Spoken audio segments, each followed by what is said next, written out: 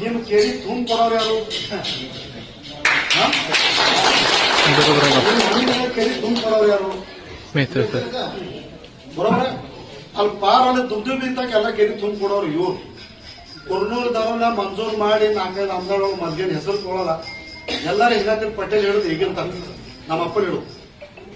ಈ ಕಡೆ ದಕ್ಷಿಣದಾಗ ರತಿಕಾಂತ್ ಪಾಟೀಲ್ ಹೇಳುದು, ಗುರುನಾಥ್ ಗೌಡ್ ಹೇಳುದು, ದೇವರಾಜ ಸಾಹೇಬ್ ಹೇಳುದು. ಎಲ್ಲರೂ ಅದಕ್ಕೆಲ್ಲ ಕಷ್ಟ ಮಾಡ್ಯಾರ.